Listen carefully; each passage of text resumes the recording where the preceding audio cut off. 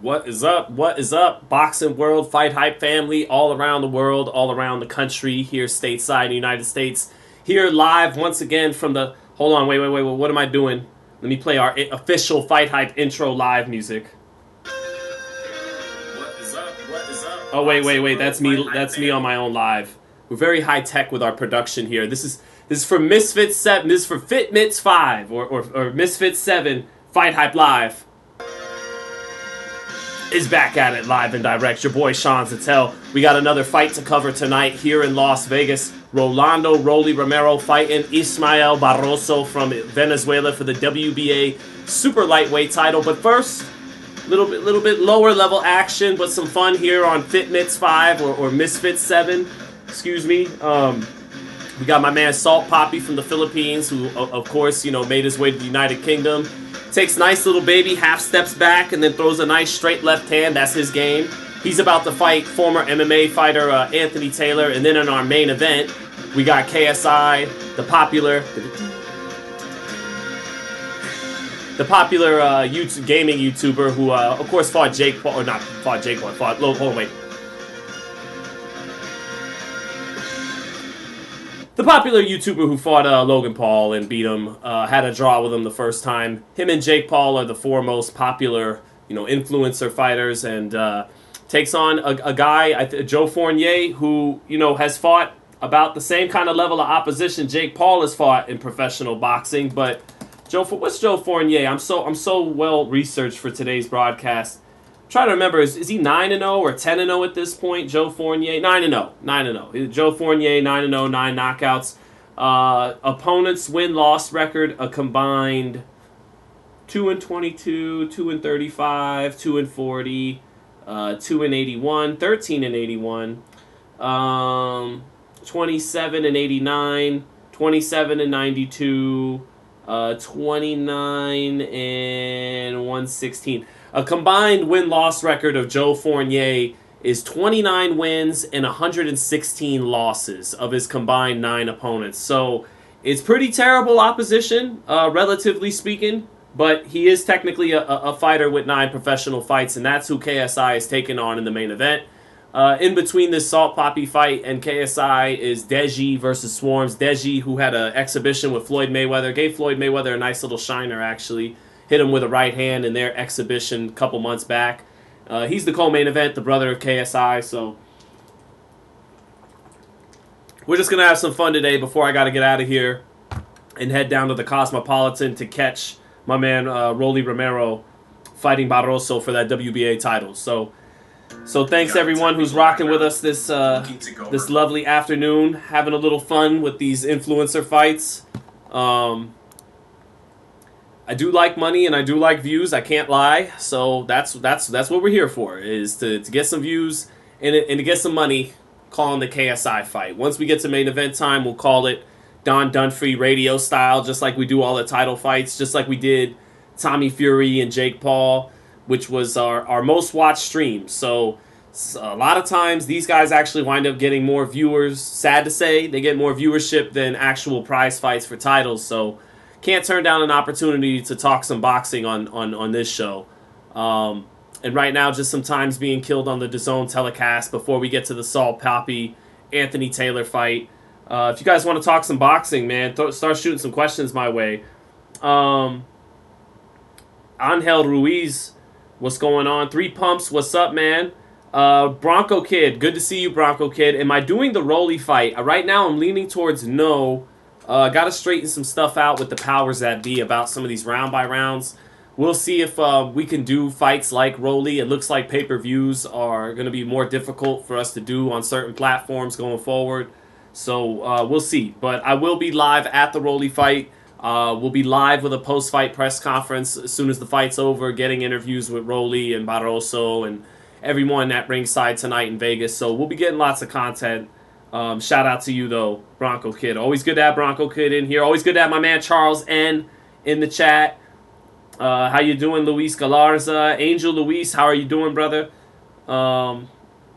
Reckless Ghost says KSI is going to smoke Joe. We'll see. I wouldn't be surprised if Joe Fournier could beat the younger man. Hey, what's up, Dane Sampson? Always good to see Dane Sampson in the chat. Good to see you, man. I served 88. What's good, brother? Good to have you in the chat as well. But back to Angel Luis saying, why aren't you recognizing Subriel Matias from Puerto Rico? I like Subriel Matias. He's fun to watch. Very, very crowd-pleasing style. I think he's definitely a beatable title holder. I don't think he's the strongest champion at 140. But Matias deserves a unification fight with any of the other champions. The winner of Taylor and Tio, the winner of tonight's fight between Rolly and Barroso, and then a fight with Regis Prograis. You know, he deserves all those unification opportunities, and he has a fun style. But I asked Rolly numerous times, repeatedly, about fighting Matias, since they're both with PBC, and that would be a WBA IBF unification if Rolly could win tonight. So I'm with you, Angel Ruiz. I want to see Subriel Matias have a unification fight with Rolly. I think that's the best fight for Rolly next. He's probably not going to get that Gervonta rematch right away. Ryan Garcia needs to rebuild his confidence a little bit, so I don't think Ryan will rush right back into a Rolly fight. I think Rolly and Subriel Matias would be a wonderful fight, you know, should Rolly win tonight, and I think he will. So Anthony Pretty Boy Taylor is in the ring now. Got a very colorful robe. Looks like some of them sour fruit snacks. I like to eat all kinds of colors. A very vibrant robe he's got on. Vibrant personality. Got the attention of people like me who had no idea who he was before by John back and forth with Floyd Mayweather late last year. Fought on the same exhibition card, and Anthony Taylor talked a lot of trash at Floyd. That's how I became aware of him. And he actually lost that fight that night that he had on the card. But he does have a professional background in combat sports and mixed martial arts. Salt Papi does not technically have a professional background, and yet he's probably the favorite to win this fight. And here comes, you know, the Philippine transplant, the transplant from the Philippines. Salt Papi coming to the ring now with a lot of swag and a lot of confidence. Let me turn my volume up, maybe hear what song he's coming out to for a second here. He picks and chooses shots very, very smartly, you know. So, oh man, some Kanye West. I think he's coming out. What's the song, chat? Help me. Where Kanye starts it off with the "Yes I did," take it back to the track, just like some shit like that. I think it's Champion. Yeah, that's the name of the Kanye song. I think Champion. From the Graduation album, I think it was.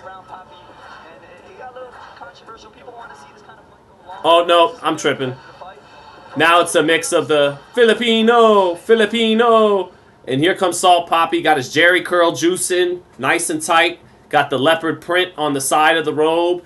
My man's got some swag. He's got some confidence and swag he carries into the ring, and that's why, you know, this young man, to his credit, is and I like his left hand. I do like Salt Papi's left hand. I like his. One thing I liked when I watched him is his little half steps back, keeps good balance in his stance, and he knows how to actually walk a guy into his southpaw left hand. And that's part of why he's gaining a little buzz on this scene. This scene isn't my thing. You know, I like to come in and make my money on it, but he is ascending in this scene as the third guy behind Jake Paul and KSI. This Salt Papi kid is ascending and making a name for himself in some of these fights because he can fight a little bit. He's got a good left hand. And even though he jiggles when he takes that half step back, you know, the man titties bounce a little bit, but then he throws that straight left down the pipe very well. Knows how to walk guys into it. I like his left hand. So both fighters in the ring now. Anthony Taylor, Alameda, California. Salt Papi from the Philippines, now lives, you know, overseas in the United Kingdom. Building a lot of confidence and swag from Salt Papi right now in the ring. Taunting as he gets his ring introduction. So, Slipper Elite Fan says, show the fight. My man Slipper, we cannot show the fight. We don't have the rights to Misfit 7 or these fights. So, the round by round, you know, we call the action right down the middle. Call the action descriptive as possible. So, stick around if you want the round by round, my man. Three Pumps... What's good, Three Pumps? Three Pumps said, as long as they throw hands, I'm good. Yeah, it kind of goes along with the tagline of the website. FightHype's official tagline is a fight is a fight. And that certainly applies to this here. Sometimes I think we should cover some of the fighting video games, since our tagline is "A fight is a fight," right? So I guess that even would include some Tekken, some Street Fighter. But Steven Rivera saying, I respect anyone willing to put on the gloves and fight, but is anyone else getting tired of these YouTube fighters being promoted like they're elite pros? Yeah, Steven, I'm with you. It's a sign of the times. It's a sign of society and our culture as society that, I was talking with my man, BT, before I got on the phone about it. And, we're kind of like Rome was with the breads and circuses, consumed by our frivolous distractions. Because that's exactly what these fights are. They're not, glorious athletic competitions built to inspire the observer and push the limits of the craft that they're performing. It's just mindless, stupid shit. And that's a little bit of a sign of a declining society and its values and things like that. So if you really want to get deep with why, my man Steven Rivera, you really want to get deep with why it gets there, I think that has something to do with it. Shout out to my man Chris Venegas and, of course, his pops, TV Boxeo. His pops, Chris, man, both great guys in boxing. Good to have them in the chat. And, my man Chris had the hottest clip of Ryan versus Tank a couple weeks ago, when he had Ryan and Tank flashing all that money at Ryan. And then, Ryan tried to tell him that's not what life's all about and all that. But Tank told him, it's prize fighting. What are you talking about? So anyway, round one of Salt Papi and Anthony Taylor. And it is Salt Papi on the front foot to start this fight. And nice right hook lands for Salt Papi, throwing the right hook off the straight left hand. And again, early on, Salt Papi with some decent balance in his stance. Anthony Taylor coming back with a straight right hand in the center of the ring that actually did touch Salt Papi. But Salt Papi looking like the more relaxed and comfortable fighter in round one than Anthony Taylor. Taylor going to the canvas in the middle of a clinch, Papi putting his weight on top of him. But in the first minute of round one, Salt Papi already landed a couple of straight left hands, and he hooked off that straight left hand with the right hook nicely. Salt Papi measuring with his lead hand, lets a little feint go. Anthony Taylor popping a straight right hand through the center. Salt Papi with no real head movement with the punches coming back. Halfway through the round, straight right hand to the body, sets up a straight right hand up top for Anthony Taylor. Not a lot of power on it, but he did touch Salt Papi with that straight right hand. Salt Papi gets touched with another straight right hand through the center. Salt Papi with no head movement, and he's holding that lead glove out there measuring, and Taylor not as comfortable with the punches coming back. Salt Papi comfortable, eats the shot, stays in his stance, stays balanced. Taylor gets a little rattled whenever Salt Papi touches him back.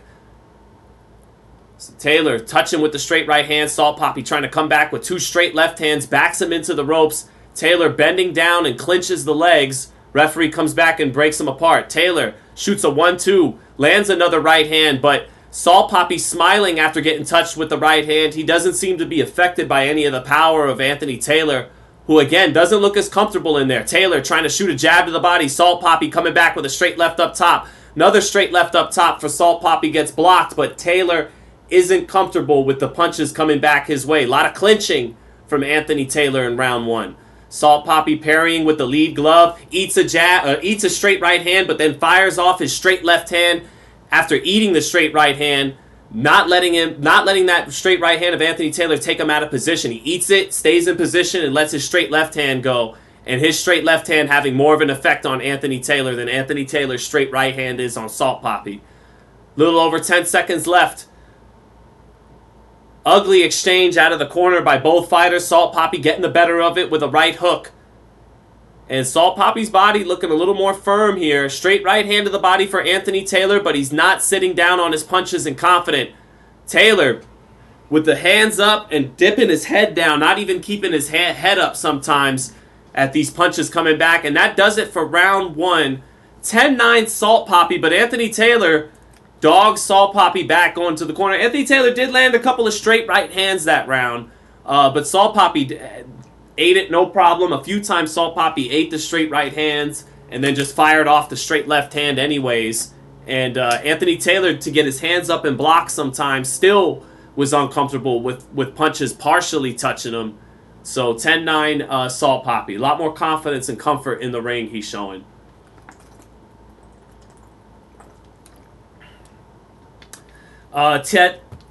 Teach says Salt Poppy doesn't have a jab, only pawing to throw a left. That's true. That's exactly what he was doing. Just leaving his lead glove out there to measure, to set up the straight left hand. Didn't throw the jab at all. You're absolutely right. But hey, that did it. And he ate some straight right hands as well. So here we go into round 2. Guys touch gloves. Salt Poppy continuing to measure with that lead glove, not popping out the jab. Anthony Taylor jabs to the body. Anthony Taylor feinting. Taylor trying to come forward. And now straight left hand for Salt Poppy. It's because he was taking those little half steps back. Salt Poppy is better taking his little half steps back, walking Taylor into his shots than he is trying to go get him. Nice right hand lands for Salt Poppy. Starting to walk Taylor into the shot now. Take those little half steps back and then land the straight left hand. Now they fall into a clinch. Anthony Taylor trying to bang away with his free right hand in the clinch to the body, but nothing on those punches.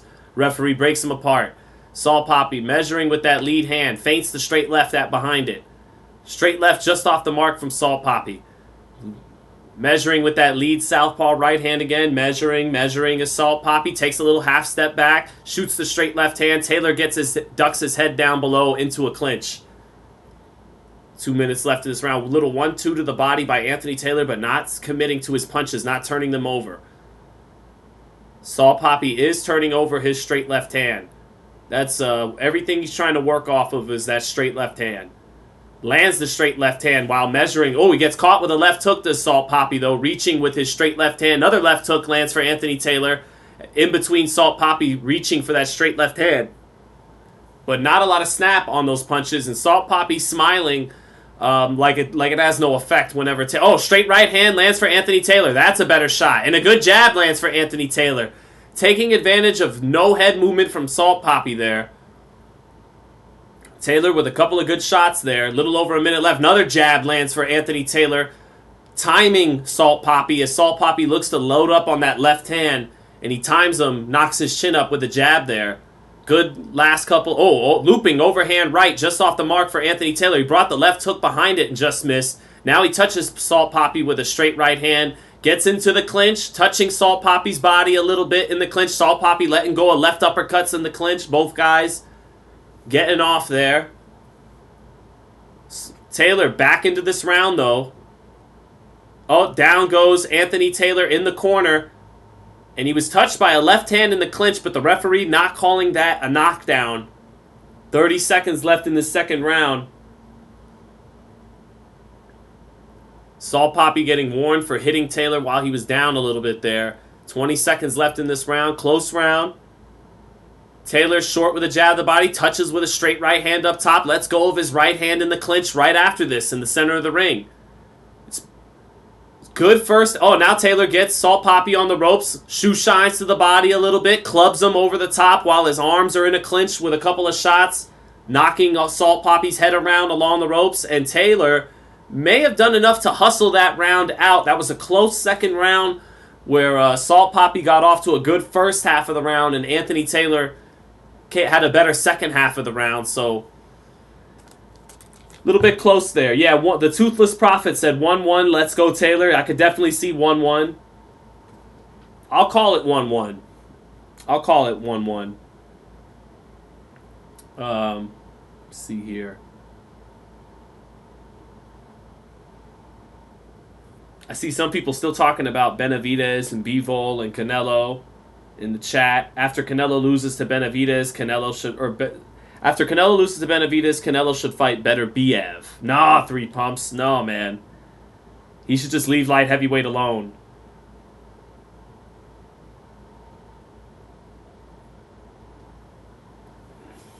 Anthony Taylor versus Rolly Romero next. 2 WWE characters, says Bronco Kid. Yeah, as I'm calling this, I'm like, what am I watching? What am I calling right now? Here we go. Final round. Round 3 between Salt Poppy and Anthony Taylor. Anthony Taylor is touching Salt Poppy with the straight right hand right now. Salt Poppy starting to get a little outworked, too, with the work rate of Anthony Taylor. This is the last round. Anthony Taylor, using that MMA rhythm, jumping up and down on his toes, using some of that MMA rhythm right now. And he's starting to touch Salt Poppy with some right hands. Salt Poppy missing sweeping that left hand, Taylor ducking underneath it. Now Taylor ducks underneath another left hand and lands his straight right hand on Salt Papi. And Salt Papi falls into the corner, into the ropes after eating that straight right hand. And he looks a little less arrogant and confident now in this last round. Salt Papi knows he's in a fight, knows he probably needs this round. Fight could be on the table right here. Taylor misses, falls short with a straight right hand, but he clinches Salt Papi right after that and works in the clinch. Taylor clinches Salt Papi again, clinches him along the ropes and just tapping with his free hands. Referee breaks him apart again. Taylor a little bit ahead in this round right now to get started.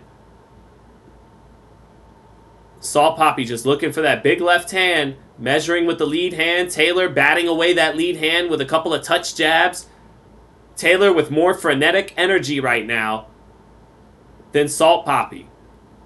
Straight right hand falls short for Anthony Taylor, but he clinches Salt Papi right after that. Salt Papi trying to lean his weight on him halfway through the round, and Taylor's winning this round. Straight right hand lands for Anthony Taylor, and that pops the head up of Salt Papi, and he falls into the clinch before Salt Papi can return fire. Anthony Taylor winning this third round. This is only a 3-round fight, so Anthony Taylor could be winning this fight if he wins this round. Salt Papi losing the third round. Minute left. He's eaten a couple of straight right hands and hasn't landed anything. Jab to the body for Anthony Taylor. Then he steps off and moves to his left. Salt Papi trying to throw a left uppercut off the jab, but he falls short with it, throwing it from too far out. Taylor outworking him in these clinches with the free hand. Salt Papi still on the front foot, measuring, eats a straight right hand. He walks into the straight right hand. It knocks him into the ropes, and he smiles. Papi trying a left uppercut, but Taylor gets the right glove up to block the left uppercut.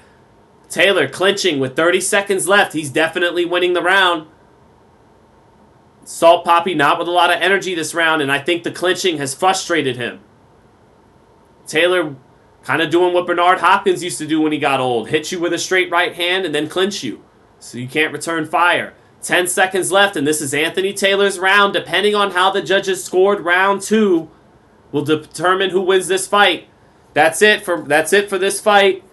2-1 either way. That was a very close fight. Definitely Anthony Taylor won round 3, and definitely Salt Papi won round 1. It all comes down to that round 2. Round 2, Salt Papi got off to the better first half of the round. Anthony Taylor closed that round better. So it all depends how they scored it. I tend to give the edge to Anthony Taylor in this fight, perhaps, but it was very close.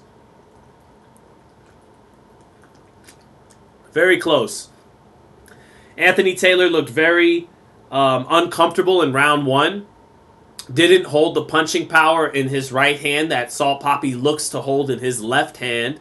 Both guys were pretty much throwing punches with one hand. Salt Papi with the straight left, Anthony Taylor with the straight right.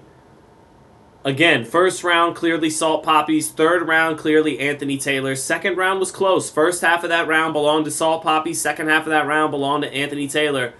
So we'll see. We'll see what happens here. That's what it came down to. Mugen Tsukuyomi said Papi went in overconfident. Definitely came in with a lot of swag. Salt Papi was the prospect of YouTube boxing, says Tyrone Nixon 25. He was starting to get a little name for himself. Pele said, man, Papi losing. He got exposed by Taylor. Yeah, we will see, man. We'll see. He's the A side, so he might get the benefit of the doubt here. If influencer boxing's anything like championship boxing, he may get the benefit of the doubt here. Just waiting for the scorecards here. Deji is GOAT, says Toothless Prophet. You know, it's funny. Deji, KSI, PewDiePie, these are gaming YouTubers who have, amassed huge followings without really being charismatic, in my opinion. Like, I don't think PewDiePie, KSI, or Deji are particularly funny or smart or original. They don't.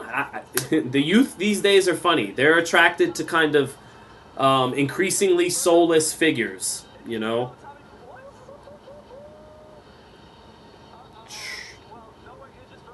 Taylor can eat Taylor can eat shots. This is why he could hurt Poppy, right?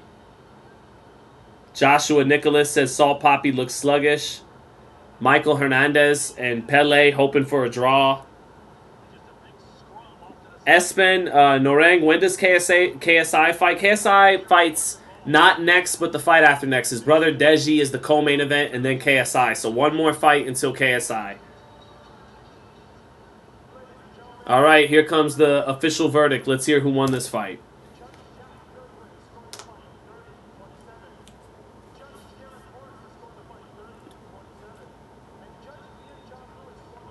Here comes the scorecards. Here we go. Anthony Taylor gets the win by unanimous decision. All three judges had him winning the fight 29-28. I think the judges got it right. I lean towards Taylor as well. Salt Poppy, respectful. Anthony Taylor, not really respectful. Salt Poppy trying to embrace him and have a mutual respect, and Taylor kind of ignoring him. And right now, Anthony Taylor is going fucking nuts. He's really going nuts. He's doing the exact meme of the guy popping the champagne, biting the metal, and doing all that, and then it zooms out in the meme, and it shows the guy on the 3rd or 4th place podium, while the 1st and 2nd place guys are just like... That's Anthony Taylor right now. He's like Patrick Beverly when the Timberwolves won the play-in last year. He's like the guy in the meme biting the metal, popping the cork, kissing the girl right now. He believes he just beat Floyd Mayweather. So shout out to Anthony Taylor. He did something with his life. He not only was he a former MMA guy, but he's now not just the guy to me that talked shit to Floyd and lost on an exhibition card. He is now the Poppy Slayer. He is the Salt Poppy Slayer. Anthony Taylor. Pretty boy Anthony Taylor. And I thought that was the right call, too. He won that fight. So, yeah, sorry to all the Salt Poppy fans out there. Sorry.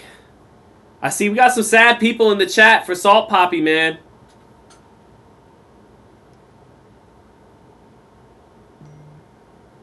Yeah, man.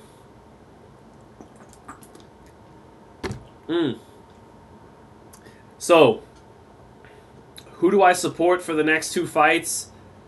I don't care. I'm just gonna. I appreciate the question. No Cognac. I appreciate the question, but don't really care. Anthony Taylor and Salt Poppy are walking out arms over arms here, like a couple of buddies out of the ring, and that'll kill Salt Poppy's momentum. So, let me see. Someone gave me a question about Jamal Charlo. Let me get to that. Kevin Thunderstorm. Oh, is that you, Kev? Is that my man Kevin Johnson in the chat? Who wins? Kevin Thunderstorm Johnson versus Adrian Broner? I think Kevin does. Whether that's you, Kevin, or not. I think Kevin would beat Adrian Broner these days for sure. Kevin just happens to be in what's always one of the most talent rich areas in boxing. 140 to 147 always has so much talent. He's a guy that, if he had better opportunities, would be more well known in boxing. I think Kevin Johnson would beat Adrian Broner right now in their careers. Yeah. So shout out to my man KJ, to my man Kevin out here. I hope that's you in the chat, brother. Good to hear from you. Owen Bonilla, Salt Poppy lost. Indeed, he lost. Lost fair and square, 2 rounds to 1, 29-28 on a unanimous decision on all 3 judges' cards. Won the first round, was touching up Anthony Taylor with some nice straight left hands, but then began to eat a lot of straight right hands, and he didn't have any defense, had no head movement, Salt Poppy. So, and actually kind of I think kind of got away from what he does well, which is let the other fighter come to him and walk him into the straight left hand. But the problem is he has good little timing, Salt Poppy, and he likes to make the other guy fall short and then counter, time them with the straight left hand. And he wasn't getting out of the way. His timing was good, but as the fight went on, he was getting hit with the straight right hand cleaner and cleaner, and that threw off the timing. It's It's harder to time the other guy. You throw when he throws. When you that makes you reset. You know, getting hit, getting your chin knocked up, and now you're a second late on letting the punch that you had timed up go. And so eating straight right hands began to throw off Salt Poppy's timing and his offense with his straight left hand, so he lost. Let me see. El Romando Rojas Gustavo Muchas says, FightHype covers professional boxing mainly. He's just commenting on this event. Yeah, just trying to make some money and get some views, man. That's it. That's it. Lazarus says, how are you, by the way? Doing good. Thank you, Lazarus. I appreciate you asking how I'm doing. Good to have you in the chat. Everything's good. Got to cover Rolly Romero later tonight. The new Zelda just came out. I'm looking forward to playing that for my son while my son has fun watching me play on the couch. And so life's solid, man. Life is solid. Kevin Thunderstorm, much love to you, brother. Let me see here. Now we're just waiting for co-main event time, and then obviously main event time for KSI and Joe Fournier. There was one question I had to get to. There it is. Bronco Kid, my bad, brother. Said, is it time for Jermall Charlo to vacate? 2 years and no fight. He was crying on I Am Athlete saying he's still not good mentally. Well, I do hope for Jermall's sake, things get better for him in his personal life and everything. I've actually was for a long time a big Jermall Charlo believer, and he's still an undefeated middleweight. And if he, if he's not extremely ring rusty, he's still probably the best 160 in the world. A very weak and thin 160 right now, but he's probably the best fighter in that division. And a couple of years back, around the time of the well, that's not a couple of years ago now, that's almost 7 years ago, when he knocked out J-Rock, Julian Williams, I thought Charlo could become a great middleweight. I thought he was going to move up to 160 and that he could be a guy that could beat Canelo in Triple G one day. Those fights never happened. After J-Rock, the only significant fight he's had since then was Derevianchenko in 2020, where he did look extremely good in that fight. So I hope everything gets better for him in his life. And at his peak a couple years ago, his size at middleweight, his thudding jab, his powerful right hand, his explosiveness, athleticism, and his ability to counterpunch and keep his hands up pretty technically sound too, made me feel like he was a tremendous package, that if he ever got the most out of himself, he could be the best middleweight in boxing. And since J-Rock, like I said, only the Derevianchenko fight's really been significant in his career. And you asked me, Bronco Kid, should Jermall vacate? No, he shouldn't vacate. He should be stripped. The WBC should be doing their job. And they, these four sanctioning bodies, they bend their rules for so many promoters and fighters. So I'm not singling out or picking on Jermall.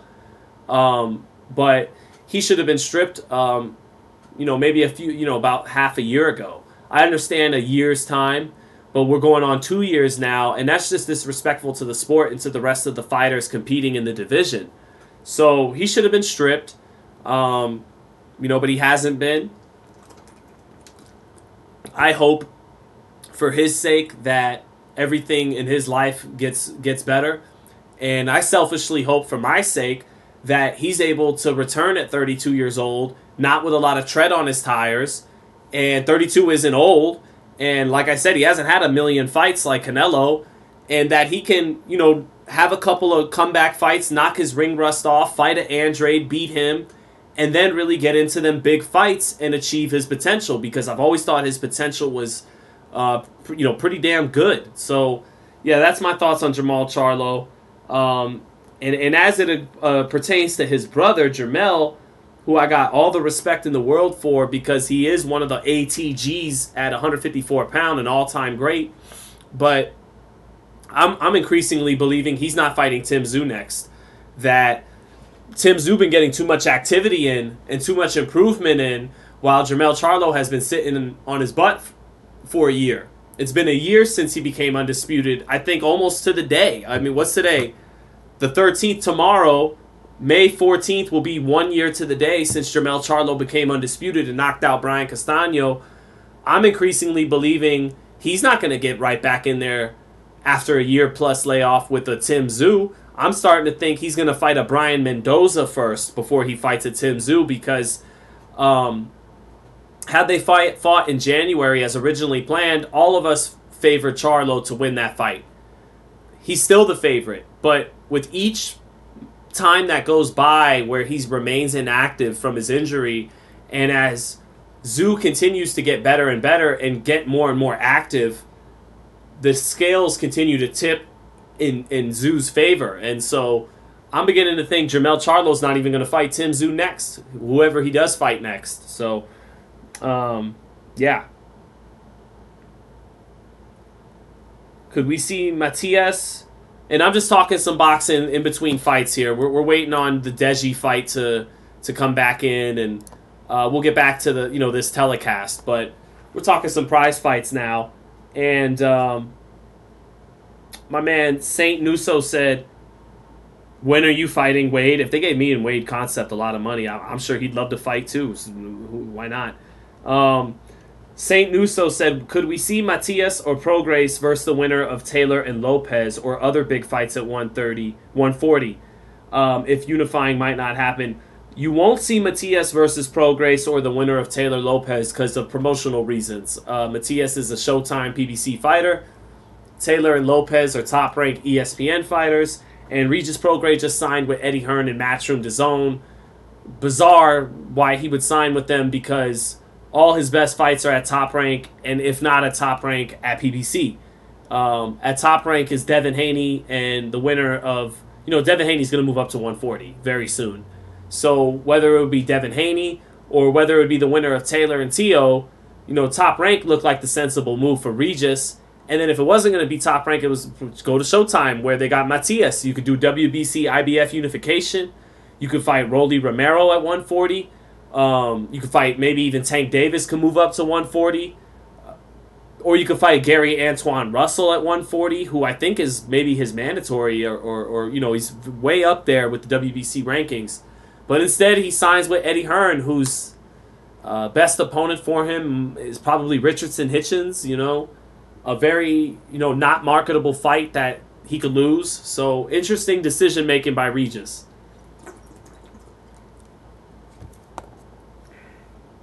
Munguia versus Jamal. Jamal with no ring rust, I got Jamal. Jamal with no ring rust, I got Jamal, but it's a very good fight.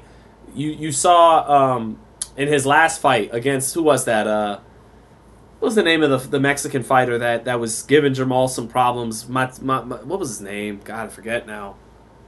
Help me out, chat. His name was... God, he had 4 losses. What was Jamal Charlo's last opponent's name? Anyway, he was a fighter from Mexico, not nearly as talented as Jaime Munguia, and he was hitting Jamal Charlo a lot, with a lot of uppercuts. Juan Macias Montiel, that's who it was.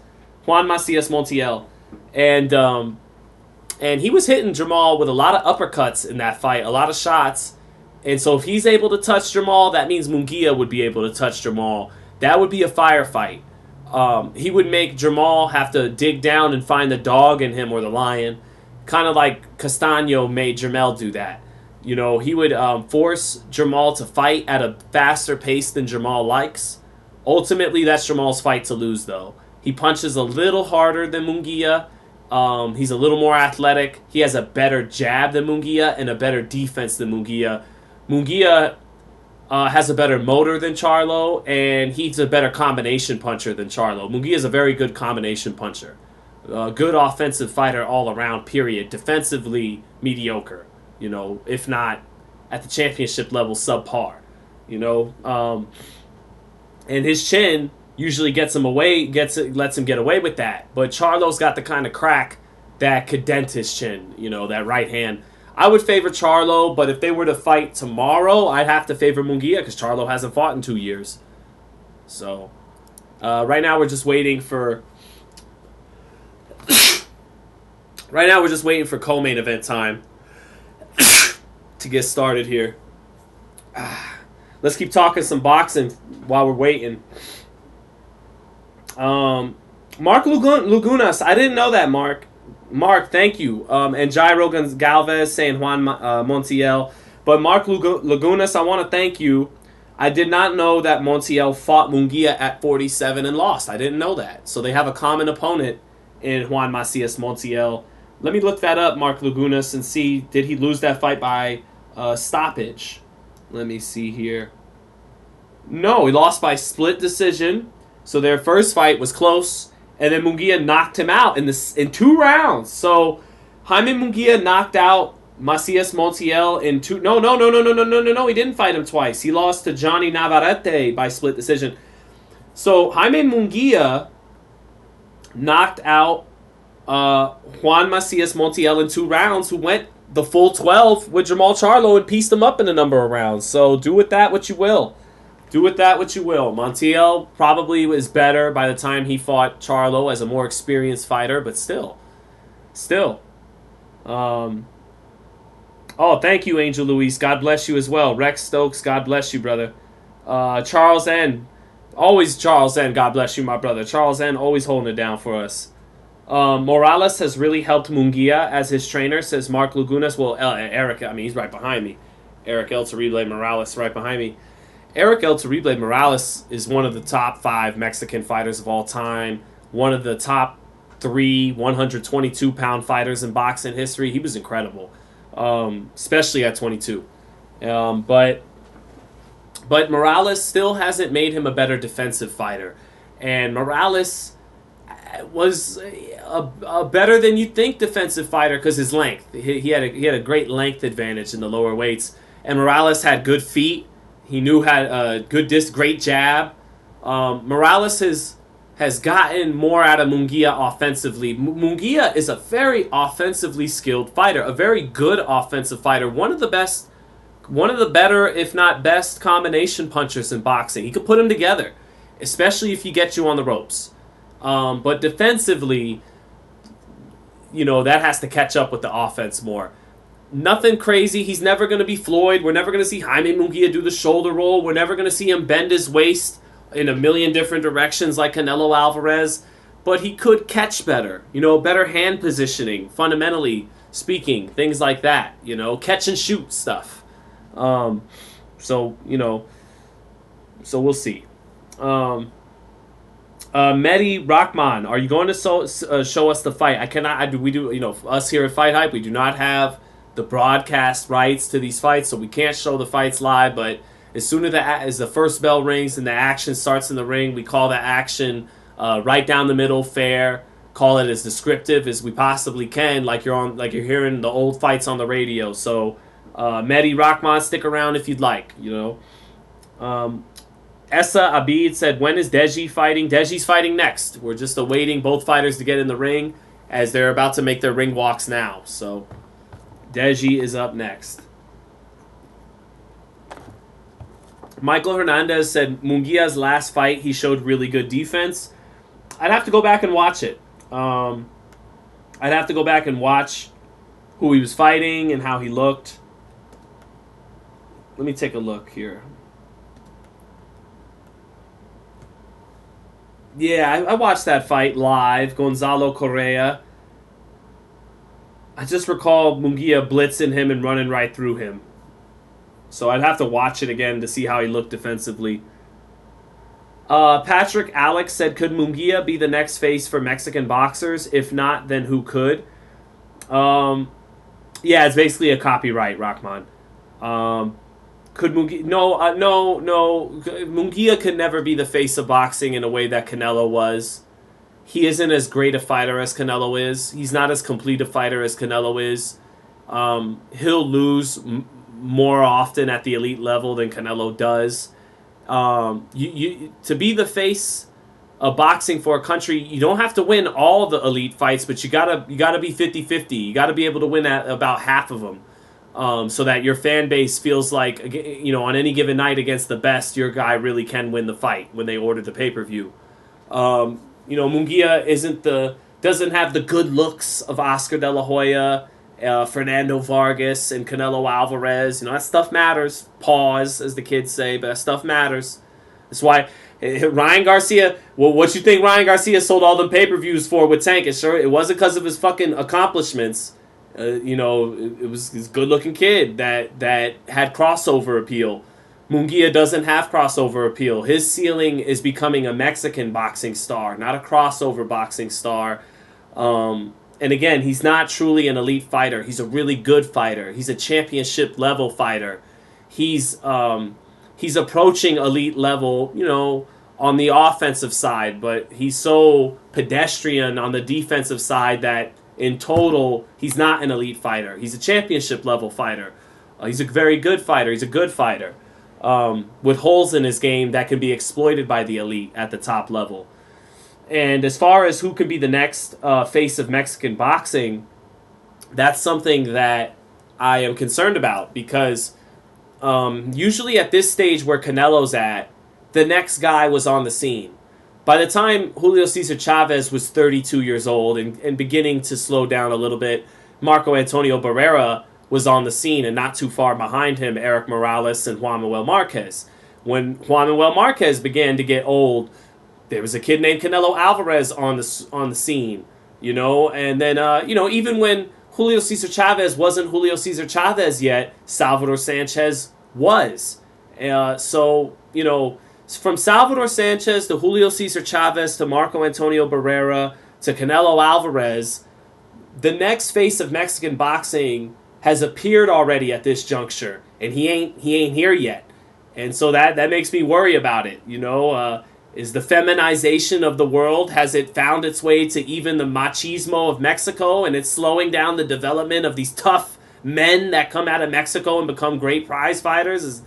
Have their ambition to compete with Europe at soccer has taken away too much of their energy from boxing, and it's not a given. Is Mexico going to find itself in the position Puerto Rico's in right now, where Puerto Rico, Wilfred Benitez, Wilfredo Gomez, Hector Camacho, Felix Trinidad, Miguel Cotto, and then it stops. And now they're hoping all these years later, Xander Zayas can be the one. Edgar Berlanga isn't panning out. Puerto Rico is in search of that replacement for Cotto. It hasn't happened yet. Will Mexico be in the state that Puerto Rico's been since Cotto left with Canelo? It remains to be seen because I haven't seen that phenomenal young Mexican talent yet. So, there you go. So here we go. Deji is in the ring now. I think I killed enough time blabbing about that. Deji is in the ring now.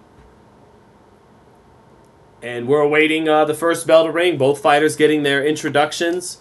And then we will begin this co-main event of Fit Mits 5 or Misfit 7. Excuse me. Swarms is in good shape. Thank you, Angel Luis. Haney versus Loma. Who do you got? I got Haney winning the fight. I'm curious if Lomachenko can make it as competitive as the Jojo Diaz fight was, with the southpaw landing the straight left hand once he gets into mid-close range, or has Devin learned from those left hands he ate against Diaz, a year and a half ago, and now it's going to be a lot harder to catch him with those kind of shots. So we'll see. But I do believe Haney will win that fight. So, Bronco Kid, I'm with you. I think Xander Zayas is the Cotto successor. He reminds me of Cotto a little bit in that he's not the fastest guy. He's got heavy hands. He has good punch placement. He's kind of more on the humble, quiet side. Although he talks, he's friendlier than Cotto was. Cotto was kind of aloof and not friendly, not a dick, not mean, but not friendly either. Xander's a little more like Trinidad. He's like in the middle. Here's Cotto, here's Trinidad, and Xander's like in the middle. Kind of has some of Trinidad's exuberance and enthusiasm, not to his level, but mixed in with some of the serious attitude. And stylistically, he reminds me more of Cotto than Trinidad. But both guys had great balance, great offense, and power in the left hook, and he has that as well. So I like Xander Zayas.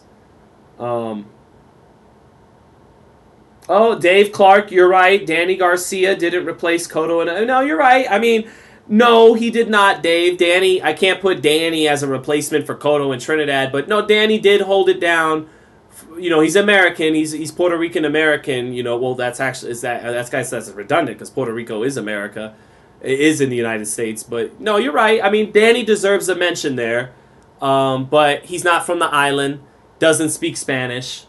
So, all right, here we go. Round 1. Deji starting off this round, letting go of right hooks and straight left hands that backs Swarms into the corner, and Swarms clinches after getting backed into that corner by the right hook, straight left hand, combination punching of Deji, who is a southpaw.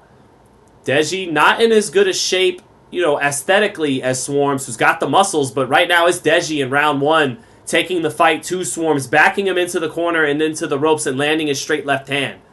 Deji in the center of the ring, that lead right hand low by his waist. Swarms bouncing up and down, backing away, stepping off to his left a little bit, feinting again, but Deji is more sure of himself in there in round 1, looks more calm between the two fighters. Swarms letting go of a wild lead left hook, falls short with it. Deji with good head movement, saw it coming. Deji with good head movement again, touching with his jab and getting away from the counter shots of Swarms coming in. Swarms turning his back to Deji a little bit out of the clinch. Not a good sign body language-wise.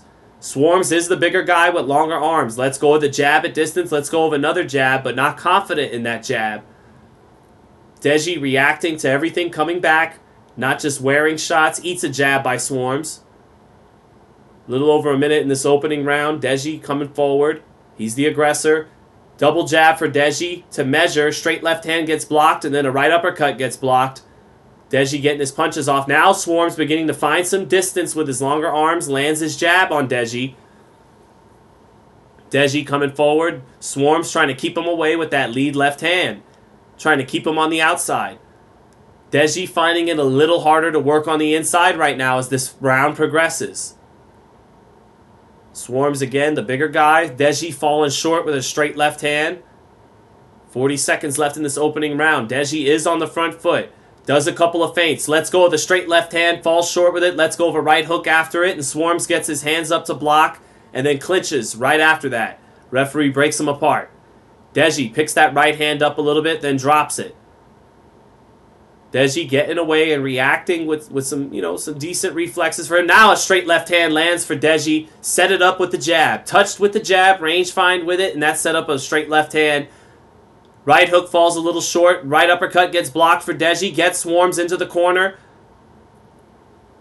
Swarms getting his hands up, awkwardly getting away from shots. Not with real good technique or form. And that does it for round 1. 10-9 Deji. No doubt about it. Sun Tzu said, LOL, Puerto Rico isn't in America. It's a territory. That's all. Gotcha, Sun Tzu. I'm as ignorant as I sounded about the information I was saying, so not mad at your correction. Google is my friend. Is Puerto Rico a U.S.? Yeah, it's a territory since 1898.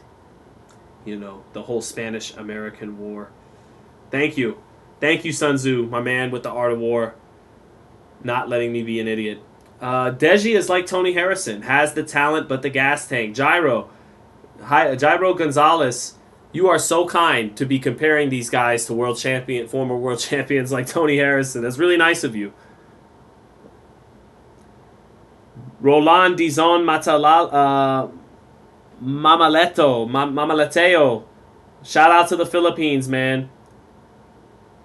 So here we go. Round 2. Oh, nice double right hook by Deji. Getting Swarms. He pinned Swarms into the corner and he doubled up with the right hook. Right hook up top. Swarms getting his hands up to block. And so Deji, with that boxing IQ starting to get better, he throws the right hook to the body. Doubled it up. Pinned his man in the corner. Swarms getting the hands up, so he touches the gloves and then boom, dips down to the body with the right hook. Another right hook to the body for Deji, beginning to work levels with his punch selection. Swarms picking his hands up against the ropes to block the headshot, so Deji is digging with right hooks to the body. Deji touching up top with combinations and then finishing with right hooks to the body. There you go, Deji. Way to learn. Deji with another right hook to the body. Now Swarms punches in between Deji's little combinations up top and hits him with a right hand. But Swarms is not comfortable in the ring. Deji, having shared the ring with Floyd Mayweather, looks a lot more comfortable in the ring. Deji getting Swarms into the corner and into the ropes repeatedly. Swarms returning fire, but Deji with decent defense gets away from it. And now they reset in the center of the ring. Deji is backing Swarms into the corner and into the ropes repeatedly right now, controlling the ring.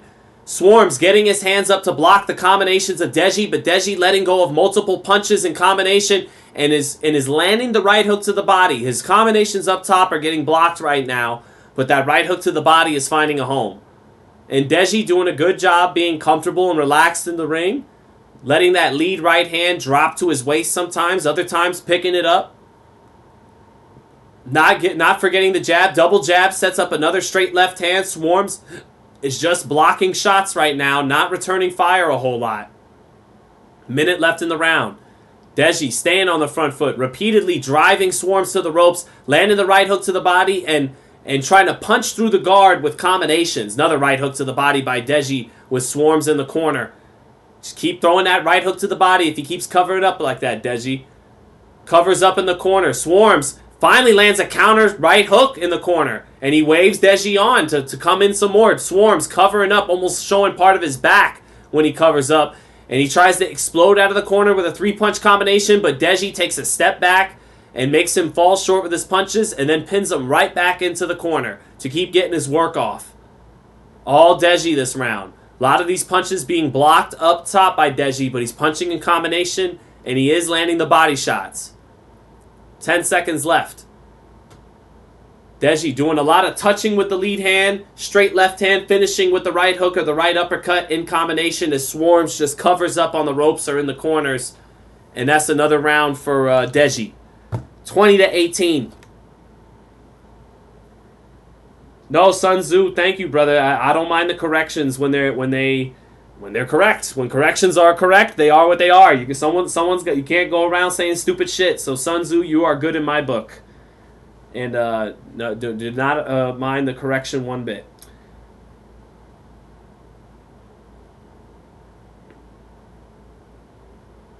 Territory or not, still United States citizens and can travel and live freely in the mainland without any papers, says Mia Wig about Puerto Rico. Hey, that's awesome. That's awesome. Boricua. Much love to all the Boricuas in the chat. We got Miguel Cotto in the background, I think. I think he may not be in frame.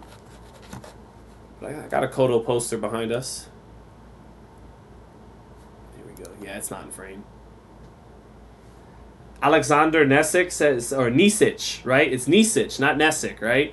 Alexander Nisic says, I like how you comment matches. Thank you, my brother. I appreciate that. Here we go in round 3 now, and Deji immediately getting Swarms on the ropes and out-jabbing the taller man. Not throwing the shotgun jab a lot, but touching with it, range finding with it, setting up combinations for it. Deji showing a couple. I think Deji learned from fighting Floyd Mayweather. I think he learned a few things from TBE. I see him changing up stances, because that's what happens when you spar or fight better people who are much more experienced than you. You begin to copycat. You begin to mimic some of what's in front of you, and that's what Deji's doing. Trying to, 1 minute he'll drop the lead hand, the next minute he'll pick it up. That's from being in the ring with Floyd Mayweather, and his comfort level is much better than it was when he fought Jake Paul years ago. Nice right uppercut lands for Deji as he gets Swarms onto the ropes. That right up, he wants to split the guard with that right uppercut, does Deji. And Swarms is getting backed into the ropes repeatedly, not imposing his size. If you look at these two guys in the ring, you'd think Swarms could be the more dominant guy. He's taller, he's more physically fit and imposing. Nice right hook to the body for Deji. Again, Swarms cannot find his way out of the corner and out of the ropes. Deji continues to pin him on there and work his offense. Swarms trying to work his jab in the center of the ring. Finally lets a jab go, but it falls short. Doesn't have the kind of IQ that Deji has and idea of positioning. And now a straight right hand lands for Swarms. Once Deji continues to get his work on the ropes done, Swarms finally letting go of a straight right hand that lands. But Deji does enough to make Deji back off for a second. Now Deji, with both hands behind his back, is taunting in the center of the ring. He smiles and brings his gloves back up. Minute left in this third round. Looping left hand blocked by Swarms. Right hook following it up for Deji, blocked. Another right hook blocked for Swarms, but now a right hook to the body gets in again for Deji. Every time he back Swarms into the corner and into the ropes, he's touching with that right hook to the body. Swarms is blocking everything up top, but getting touched to the body. That right uppercut splits the guard a little bit for Deji. Deji trying to be smart with his punch placement. Throw the straight left hand, try to split the guard with that, then try to split the guard with the right uppercut. If it doesn't split the guard, finish the combination to the body. Now Deji trying a little shoulder roll. There's that Floyd. What I tell you guys, I know what I'm watching. Now he's trying to do a little Floyd shoulder roll, and it didn't work. He touches with the jab twice, and Swarms punches in combination, and that forces Deji to abandon that shoulder roll and pick his hands up and block. Deji getting his lead right hook blocked, getting his punches in the corner blocked, but they still have an effect on Swarms, who's not as comfortable, and that does it from round 3. 30-27 Deji. He's in firm control of this fight. Marcus James says, has Deji landed any heavy punches? No, he hasn't, but he's landed some nice right hooks to the body, and his uppercut began to split the guard a little bit, but for the most part, Swarms is just being very defensive, getting backed into the corner, backed into the ropes, and he's just covering up for dear life, and he's catching most of those combinations up top. That right hook to the body is getting in clean, though, because he'll be focused on catching the combinations up top on the gloves, and then that right hook to the body gets placed right there. So, Essa Abid, have you done boxing physically? Yeah, I had a couple amateur fights as a teenager. Jairo Gonzalez, will you be at the Rolly fight later on? I will be there. Yes, sir. Broke Gambler, thank you, man. Thank you for saying you're just spreading the positivity, and appreciate the commentary. We appreciate doing it for you. Greggy says, how many rounds is this match? This is it. This is round 4, the 4th and final round. Swarms needs a knockout. He's definitely lost all 3 of these rounds and has had the fight taken to him and dictated to him. You know, he looks like the much more inexperienced fighter. Deji is beginning to figure out this boxing thing just a little bit. You know, he's been boxing for 3 or 4 years now. He got to share the ring with Floyd Mayweather. So he's gonna be more adept than your average cat who's never boxed before, you know. No surprise there. About a minute into this 4th round, not much has happened. Deji getting a lot of his right hooks and straight left hands blocked, but he's firing off, getting off first, controlling the ring, controlling the action. Swarms with a wild left hook in the center of the ring, and Deji has his eyes wide open. He's not closing his eyes. He sees the punches coming, to his credit, and he's reacting. Double jab, back Swarms into the ropes, and then a straight left hand touches his guard. Back in the center of the ring now. Deji with those eyes. Ooh, Deji getting his head off the line, but Swarms almost timed him with a nice right hand as Deji let go of his own right uppercut. That was a dangerous exchange there. But like I said, Deji has got his eyes open and is actually seeing punches coming. Right hook blocked. Little pity-pat combination by Deji, and he gets away from the right uppercut of Swarms. Swarms trying to counterpunch, and Deji, to his credit, has his radar on and senses the punches coming. Takes a nice half step back and makes Swarms hit nothing but air with a straight right hand. So decent defense here by Deji. Deji touching with the jab, only giving half of his body like the southpaw is supposed to, not squaring up. Now he squares up, just as I say it. Commentator's curse. Minute left in the round. Slower round. Deji a little more tired than he was, but he's got this fight won. Got this round won. Little under a minute left. Swarms backing away. Wild left hand falls short for Deji. Trying to sweep it and sit down on it. Fell well short of it. Deji falls short with the jab. Still on the front foot. Falls short with the jab again. Trying to measure with it. Measure with the lead hand again. Swarms short with his jab. Now Swarms tries to throw a jab and a sweeping right hand, and Deji shakes his head nose and gets away from it. Now that right uppercut gets in for Deji with Swarms along the ropes. 30 seconds left. Deji, hands down, eyes up. 20 seconds left. Daring Swarms to punch. Deji, confident, looks at Swarms' corner and talks a little bit. Deji, lead right hook blocked. Shoots the right uppercut in there. Nice punch placement by Deji. You see the method to his madness. 5 seconds left. And this is going to do it. It's going to be 4-zip, a clean sweep. A Mayweather-like performance by Deji. Didn't get hit. Won every round. Talked a little bit to Swarms' corner. Okay, Deji, we see you. 40-36, Deji. Okay, Deji. I see what you did there, mate. It's Deji all day, mate. Thunderlips, what's good, Thunderlips? Said Sean, what's up, buddy? I'm ready for this Romero fight. Indeed. And we will be holding it down live at the Rolly Romero fight. If not live with a round by round, we'll be live at the post-fight press conference. I'm sure Rolly will have a lot of fun things to say. And if Barroso somehow shocks the world and wins by upset, he's got 3 things he wanted us to look for in this fight that we got to follow up with him about after the fight. So, Lukman Youssef said, you are the best commentator. Thank you, brother. I appreciate that.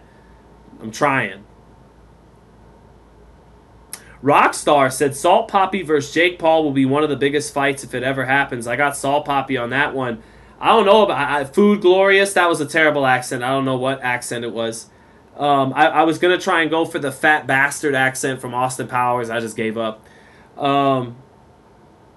Rockstar, nah, man. Salt Poppy's stock just went down. He took an L tonight. He lost to pretty boy Anthony Taylor. And he wouldn't beat Jake Paul. He's not the athlete Jake Paul is. And Jake Paul has a little bit better defense than him. He tucks his chin better than Salt Poppy. Salt Poppy don't move his head. He don't tuck his chin. His defense is his left hand, timing you with the straight left hand. So I think Jake Paul would beat Salt Poppy. And Salt Poppy not even hot now because he lost to Anthony Taylor. So, nah. Appreciate the comment, though. Marshall said easy win for Deji. Yeah, indeed. Definitely an easy win for Deji. A Mayweather-like performance for his level.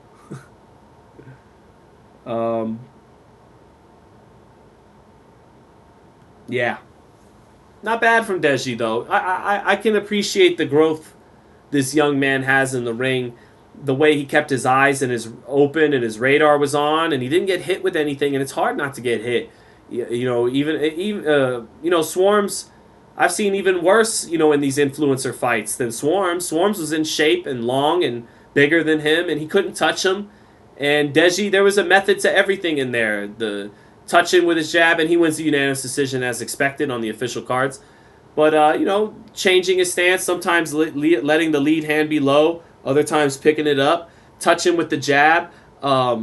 His punch placement made sense, even though most of it was getting blocked, but it made sense. Touch with the jab, straight left hand, then try to split the guard with the right uppercut. He got away from that right hook to the body when he shouldn't have. That was the punch for him. I'm sure when Deji goes back and watches tape, he'll say, I should have stuck with that right hook to the body. It was landing every single time I threw it. He was conceding it. He didn't want to get his face punched, so he's conceding it. That would be my critique of Deji for his fight, is when he goes back and watches his tape, that right hook to the body was there. Maybe sit down on it, work on it that much more in camp, and next time if a guy's giving it to you, take it more. So, maybe you can make someone shit on themselves with a body shot.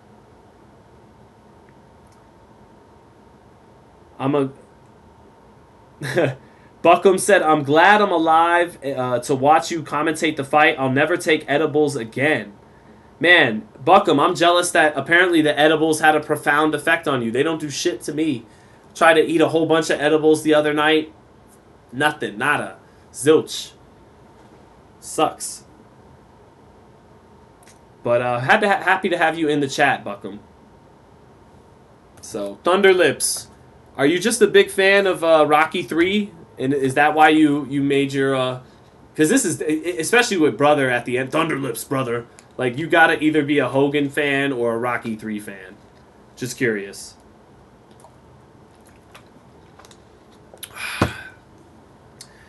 Chat, you know what we smoking on, chat? You know what, chat? Since it's just... I would never do this for a world championship fight. But since it is an influencer fight... We smoking on that Salt Poppy pack.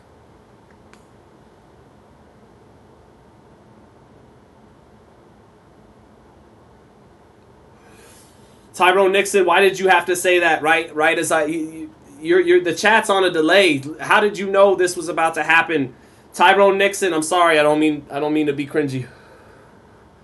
But for an influencer card, I'm sorry. We can't take it too seriously. Can't do it. Can't do it. Won't do it. Can't do it.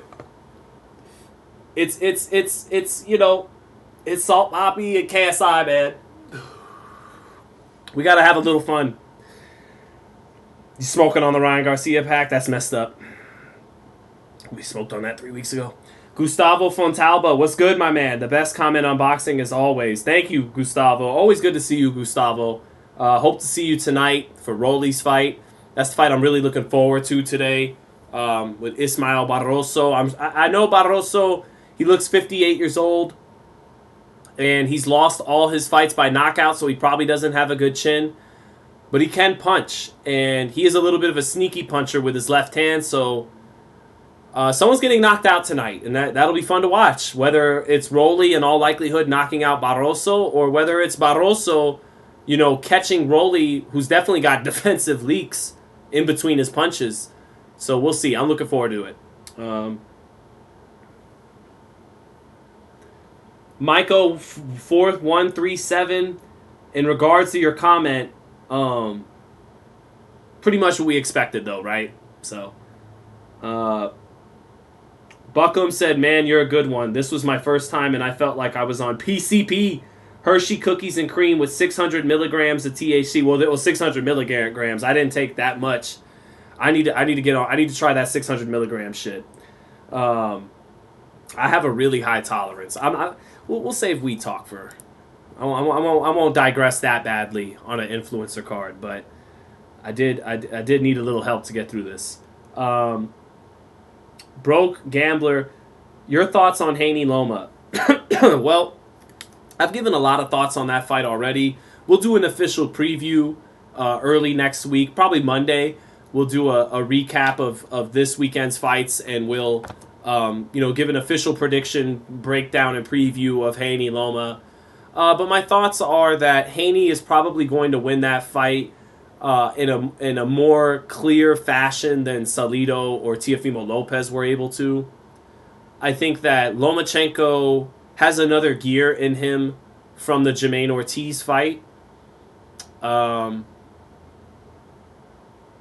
Lomachenko's a dog, but I don't know if he's a dog to where he's willing to dog it out to win.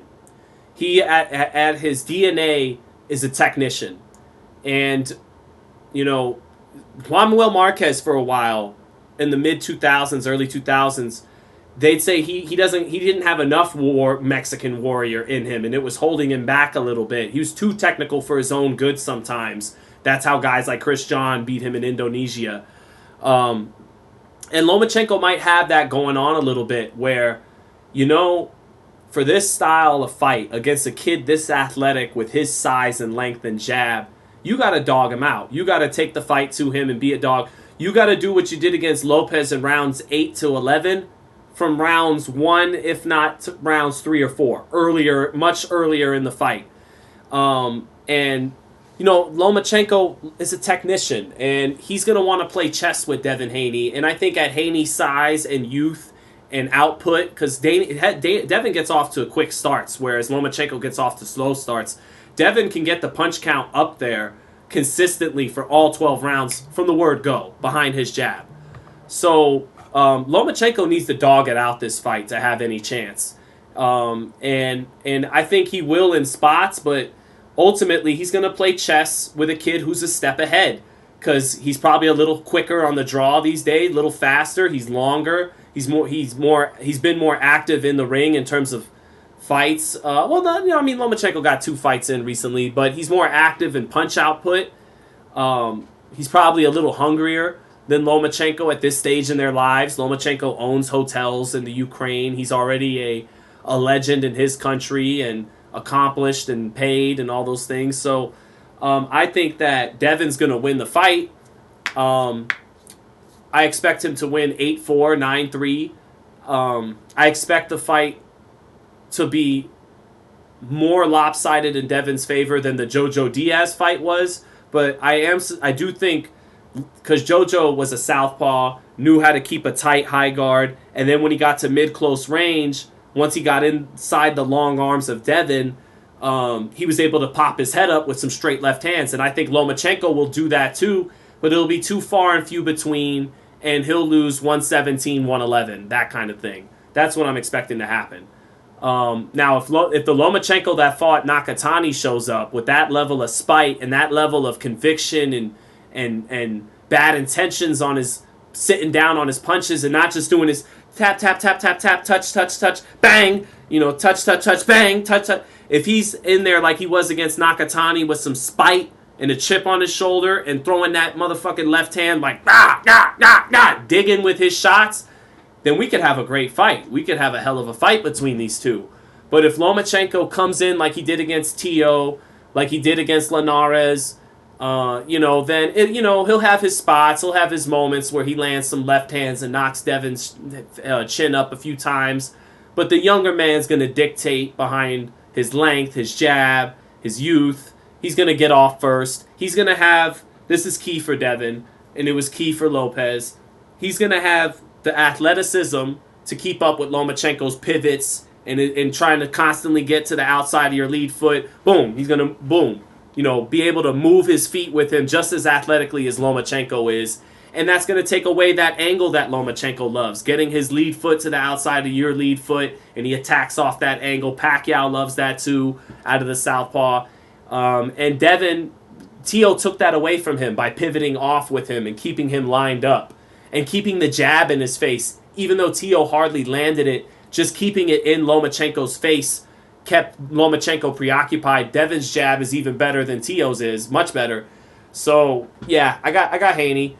Although Haney doesn't have the power and the physical strength Lopez has that kept Lomachenko wary. Maybe he won't respect the power as much as he did Lopez. He'll be willing to take more chances. He'll have to have any chance at winning this fight.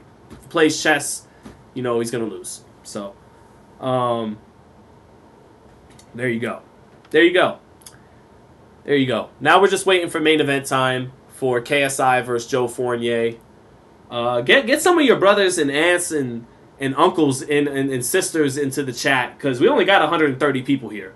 So, KSI is not as big a star as Jake Paul. When we did Jake Paul, Tommy Fury, we had 50,000 people in here.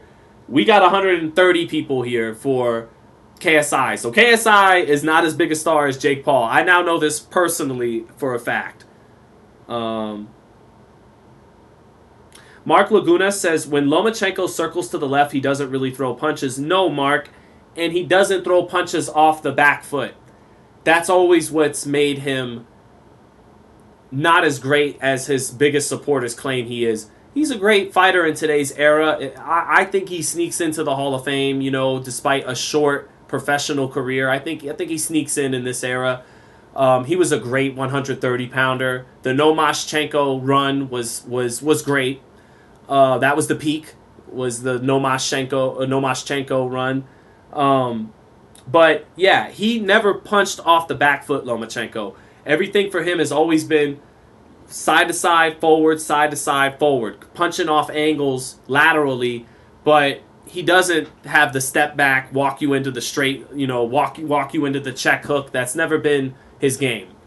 And that's been overlooked by some of his biggest supporters. Wade is, because I'm not at the... Dan Leone says, it's because you're not at the top, and Wade is... Let's see how many viewers Wade's got then. I'm sure he's got like 10... He probably got more than 10,000. Let's see. What's he got? 13,000. 13,000. Me and him both had like 50,000 for Jake Paul. So that's what I mean. Like, we had 100,000 viewers on YouTube to split between the two of us. And today we have less than 14,000. So KSI, not as big a star as Jake Paul. It's official. Here on FightHype. We break down the important stuff here on Jake Paul. Yeah. Or here on FightHype. Yeah, we we talk about Haney Loma and Tank Ryan and Rolly fighting Barroso, and you know that's cool. But we get to the real important stuff here on Fight Hype Live. Jake Paul is officially a bigger star than KSI on the numbers. We might have to tweet that out. We may have to put that on the official. We might have to tweet that out, man. We got some important news here confirmed here on Fight Hype Live. Only here. Yeah, that's cool. They're promoting Katie Taylor versus Chantel Cameron. Undisputed lightweight champion versus undisputed junior welterweight champion. That's cool. That's cool. That's cool, DAZN. But we're confirming what really matters here. KSI is the B side to Jake Paul. Yep. KSI is the B side to Jake Paul. Charles N., my man in the chat, the important stuff. Teflon Ron says Tank is the biggest star in boxing. That's cool, Teflon Ron, but KSI is the B side to Jake Paul. Let's not lose focus and get distracted by the frivolous stuff, Teflon. Let's talk about what matters in boxing, okay? That's what we went live here for. Let's see. Compare Lomachenko and Pacquiao's angles, says Dane Sampson. I think Loma loves to get Loma's more concerned with getting to the outside foot, more reliant on getting to the positioning with the lead outside foot. Pacquiao could be in the wrong spot and still zap you with a straight left hand. He could punch. Pacquiao could walk you into the straight left hand. If you got stupid. Miguel Cotto walked into the left uppercut because Pacquiao had a beautiful step back as he got better in the late 2000s. This is how he wound up dropping Cotto. He had a beautiful, because early on everything with Freddie Roach was double jab, straight left hand, double jab, straight left hand. You know, he would kind of telegraph it, but it was so fast and so explosive that you couldn't do shit about it. But then as time went on, Freddie Roach made him mix the right hook in. He made him attack from different angles, touch the body more.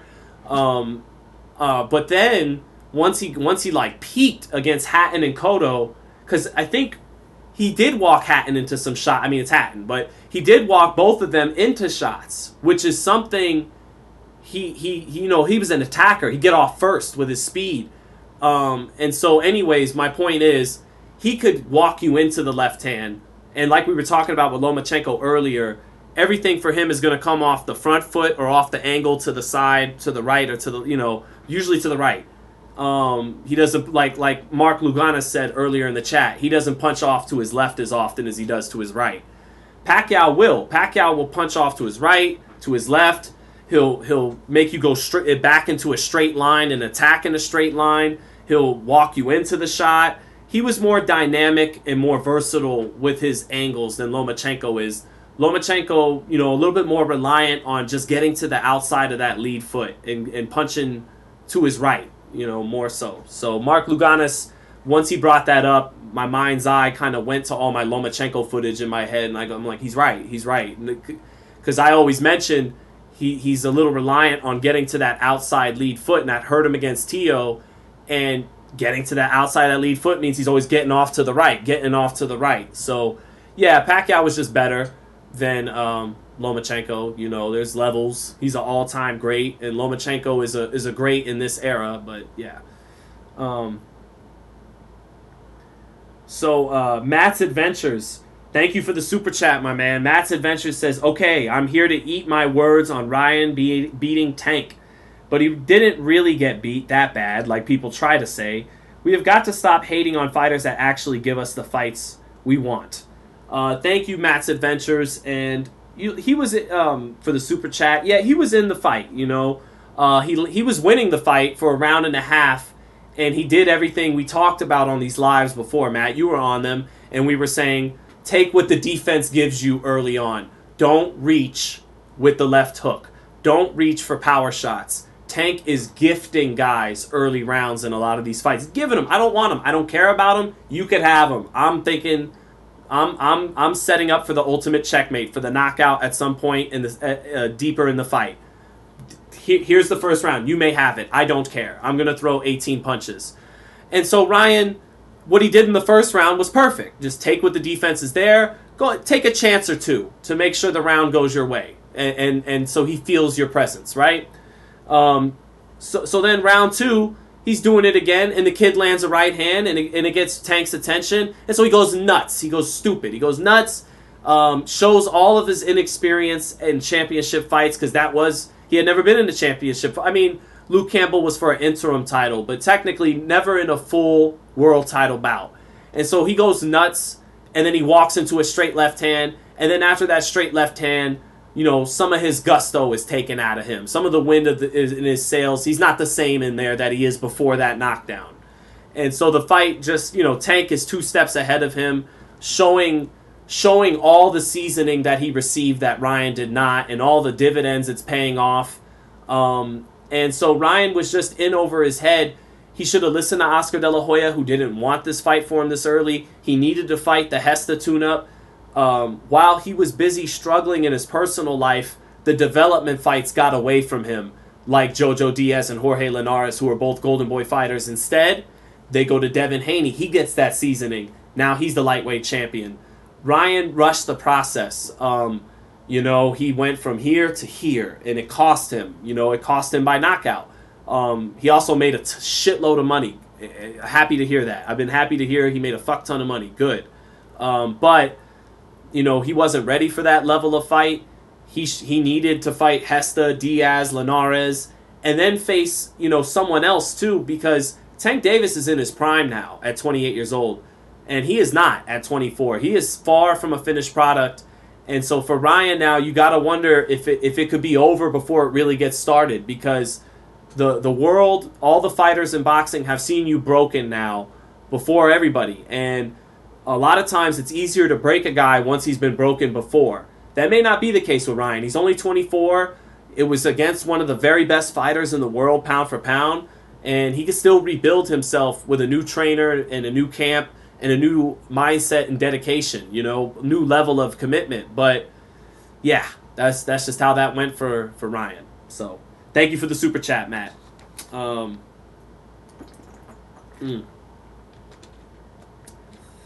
Let's see here. Him and Rolly would be good, but he needs to just rebuild with whoever he picks. And right now, Joe Fournier is getting interviewed in the dressing room, and we're just awaiting main event time for KSI and Joe Fournier. But Ryan just needs to rebuild right now, man. Take about 2 fights, and then you could get in there with a more legit top 10 guy. But just work on a few things. Get a couple knockouts. Get your confidence back.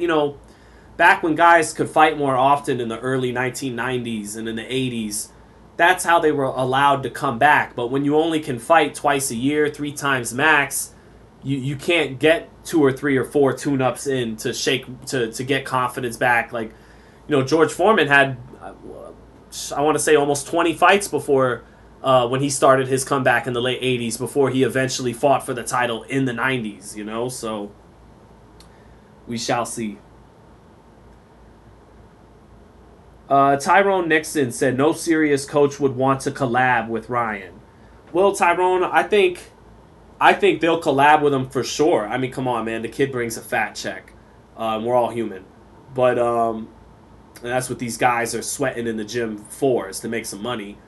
But I think I'll agree with you that no great serious coach would collab with him if he's going to pull BS. If he's going to show up to the gym late. If he's not going to do what you tell him to do 5-6 days a week. If he's not going to, you know what I mean? If he's not going to give 110%, then yeah, I would agree with that sentiment. But if the kid is serious, not only with the level of pay he brings, but with the level of talent he still holds at 24 years old, then no, I disagree. I think a lot of coaches would jump at the opportunity to work with him, under those guidelines. I think Emmanuel Stewart would have loved to have worked with him. Emmanuel loved those tall guys with power. Emmanuel would have loved to have worked with him. He just would have required, like what you're getting at, that he's serious. So, we'll see. Gyro said he should fight like a Hank Lundy. Yeah, someone like that on his first fight back. Fight in the zone. Fight in Southern California or Texas if you want. Good little crowd will show up. Get a knockout. against a vet, you know, get a couple rounds in and then spark somebody, work on some things with your new trainer, whoever you settle on. Yeah, totally. Let me see. If Bill Hutchinson beats Broner, that might be a good tune-up for Ryan. Yeah, absolutely. That level of opponent. And Bill Hutchinson might beat Adrian Broner, you know, if the fight comes off and actually happens and both guys make weight. Well, Bill Hutchinson's going to make weight. If Adrian makes weight and shows up and all those things, and then Adrian might lose that fight just off conditioning alone, just off having a man across the ring for him who's prepared. You know, even if he's a quarter of as talented as Adrian. So we'll see. I actually, talking to Bill Hutchinson, I got the feeling he's going to win the fight with Broner because Broner didn't even show up that day to the press conference, and Hutchinson was very serious, very focused. You know, years ago, he'd have just been completely overmatched and in over his head. But with Broner, the way his body looks these days, substance problems and all kinds of things, he might beat Broner just off being in shape and prepared. So here we go, tail of the tape. Joe Fournier, 40 years old. KSI, 29 years old. But KSI is 2 inches shorter at 5'11". Joe Fournier is 6'1". Joe Fournier, kind of guy who's been in professional boxing technically, although I think his opponent's win-loss record is something like 21 wins and 116 losses combined. But he has been in better physical shape throughout his life than KSI, who just recently, the last couple years, got himself in shape. So Joe Fournier, you know, could put an end to KSI's run just like Tommy Fury did. We shall see as we get ready for main event time now for KSI versus Joe Fournier.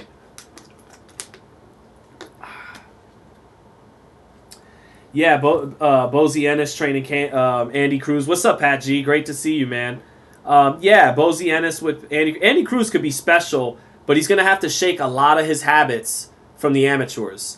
You know, pulling straight back with his chin ups and things like that. And but he is a tremendous talent. He has some incredible reflexes and hand speed and dexterity and coordination. Does Andy Cruz from Cuba? He has incredible talent. But Robesi Ramirez, we saw him lose his pro debut after winning gold medals for Cuba. So he'll have to shake a lot of habits from the amateurs, and he's not a kid. I mean, he's not a baby. He is a kid, but he's not a baby. He's 25, 26 years old already. So, but I do love his talent. All right, here comes Joe Fournier to the ring, the millionaire, the big rich guy, does big rich guy stuff. Did an exhibition with David Haye. They played tag. They played nice. But he did share the ring with David Haye. He is in great shape at 40 years old. And he does take boxing pretty serious, takes his fitness serious. And here he comes to the ring tonight. Could be the guy who plays Tommy Fury for KSI. Spoils his hustle that he's got going on. Take a look again at Joe Fournier's box rec. Made his debut in 2015. So technically an 8-year veteran with only 9 fights on his ledger. Joe Fournier coming to the ring. Got the girls behind him. Scantily clad girls walking him to the ring behind him, popping their booties for the millionaire Joe Fournier. Or is he a billionaire? I don't know. And the girls got little fake guns, and they are popping their booties and shooting dollar bills into the sky. Oh, society. You gotta love where we are now and where we continue to head. Yeah, KSI ain't a star like Jake Paul, man. That crowd is not that lively. That arena isn't even that big, and it doesn't even look sold out. So I feel like the fame of these guys is overstated. Even Jake's a little bit. Jake, though, would appear to me to be much more famous than KSI. Just based off the crowd reaction tonight, the size of that venue and the audience there and our numbers and even people like, you know, Wade Concept's numbers compared to Jake Paul and Tommy Fury. So he's the B-side. Remember, that's the important thing we found out today on FightHype Live. Through all the other boxing talk. He's a billionaire, Vincent Johnson? Okay, he's a billionaire. Thank you, Vincent Johnson. You could see how serious I was for my research tonight.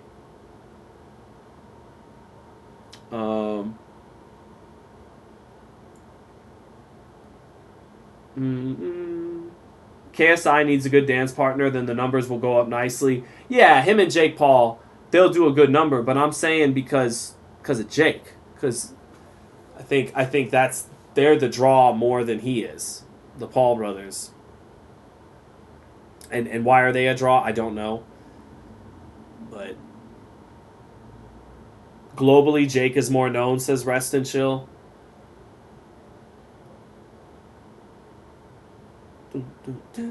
All right. Who is this now? My man, the British 50 Cent. The British prime 50 Cent is out here. This man is literally dressed like 50 Cent from 2002.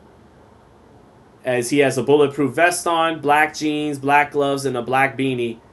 And he is rapping out KSI to probably some British rap. I will not pollute my ears by turning my volume up, because I don't want to hear guys that rap like, yeah fam, I'm committed. I'm sick and twisted and wicked, committed. London rap, yeah? What's up, fam? What's good, fam? I'm good. So here comes KSI to the ring with the British prime 50 Cent from 2002. And he's got his little white belt over his shoulder. And now KSI is in the ring. The A-side tonight.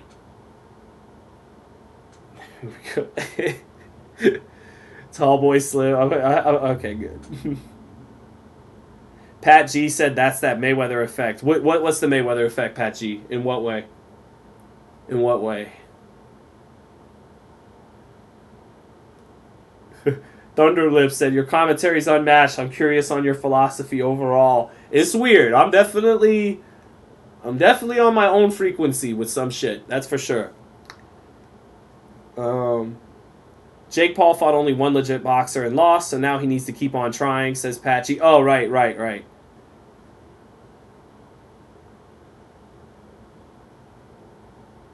You moving mad, fam? Says why?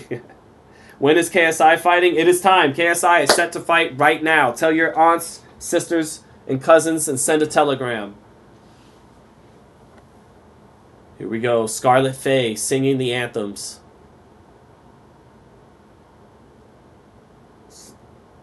You know what's going to happen, right? You know what's going to happen, guys. KSI is going to lose this fight, and him and Salt Poppy going to have to fight each other in the losers bracket as a couple of marketable losers tonight. It just came to me from the boxing angels. My boxing angel is Sugar Ray Robinson. I just happen to know that instinctually. And they send me my fight picks, the reason why they're so good, they send it to me. And now it's like, oh yes, I can see it now. He can fight Salt Poppy in the losers brackets from tonight. But that may not actually be true.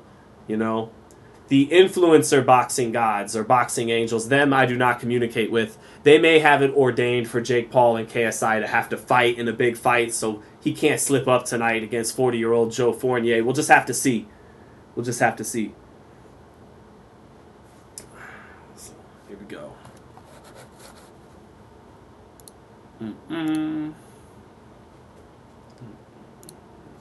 Michael Buffer in the ring. Michael Buffer, really? This is the only fights we can get you at now? I love you, Michael Buffer, but... Michael Buffer. This is what DAZN has you doing now?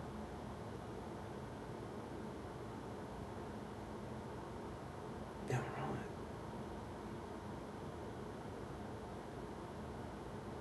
right.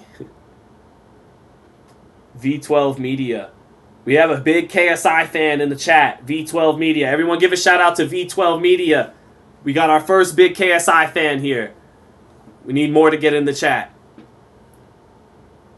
Nah, Joe's going to get knocked out, says Safun Amagar. Yeah, we shall see. Joe is slow, said why? Damn.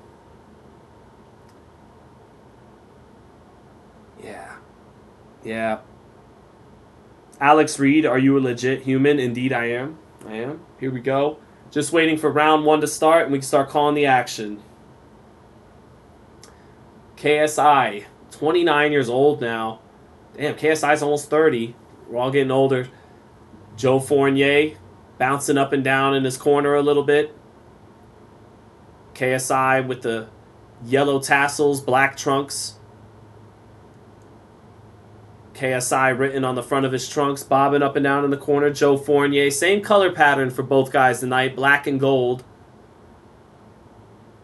Fournier bouncing up and down, looking a little bit more nervous than KSI is, despite Fournier being the guy who's, you know, had pro fights dating back to 2015. It looks like it's KSI who's a little bit more confident and calm here in the fighter introductions.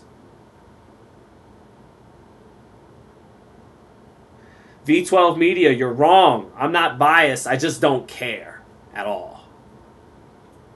And if I do care a little bit, it's only to hate on them a little bit. No, may the best man win. Let's go. Black and yellow. Why? Yes.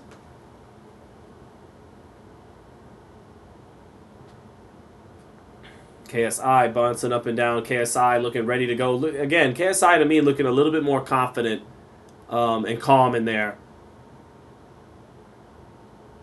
for these ring introductions.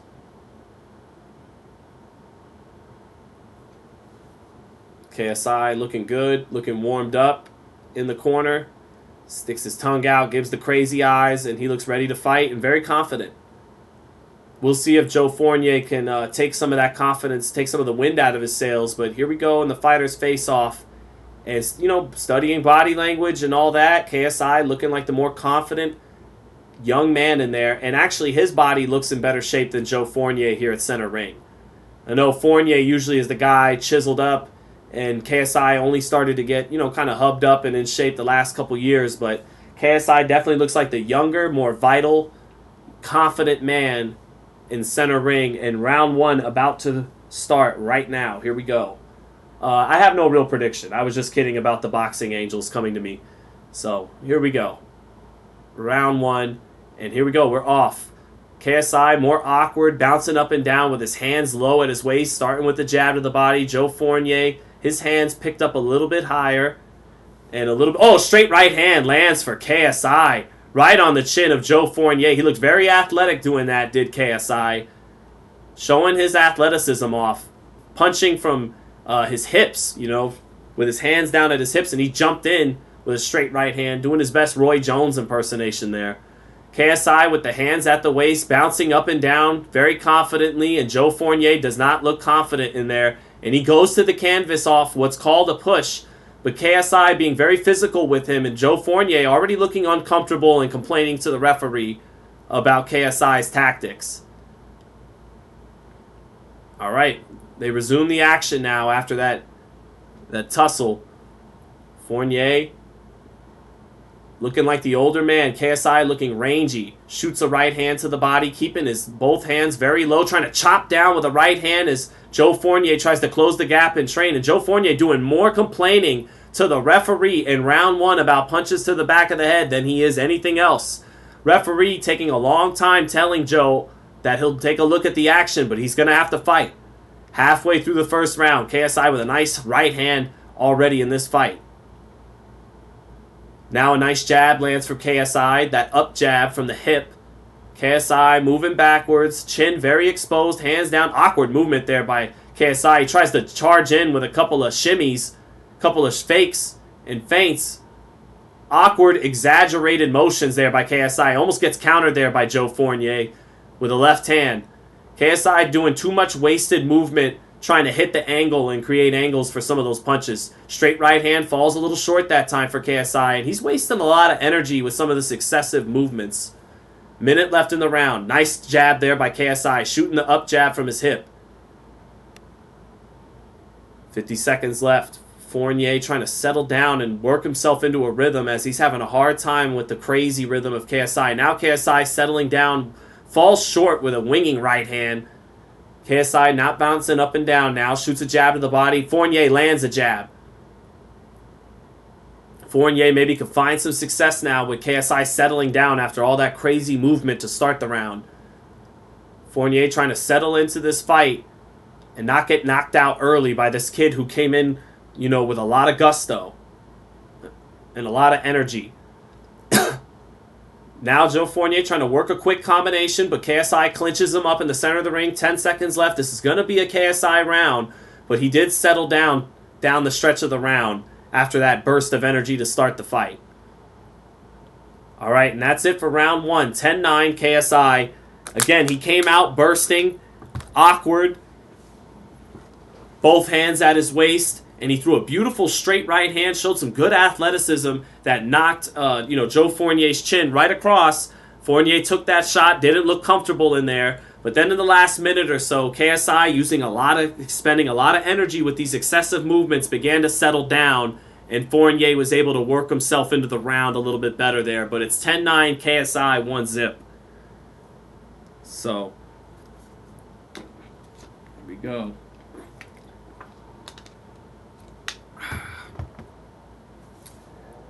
Hit the like button if you are enjoying the round by round. We are set for round number 2 now. 10-9, KSI up after that round. John Fury and Tommy Fury looking on ringside. And KSI not as fundamentally sound as Jake Paul from what I'm seeing after that first round. Let's see what we get here in round 2. All right, and they're off. Fournier stepping forward a little bit now to start round 2. KSI touching with his jab twice. Now KSI touching the chest with a straight right hand. Tries to loop a right hand, but gets countered a little bit by the combinations of Fournier. None of those shots landing particularly clean, but Fournier finding better range now. They trade jabs. Both jabs getting in that time. They trade jabs again. Both getting in. Now a right hand comes in from Fournier as he shot the right hand in after they traded jabs. KSI back with his hands at his waist, but his chin is dangerously exposed right now. And he'll have to be careful. He could be caught nasty in punching in between some of these wild punches.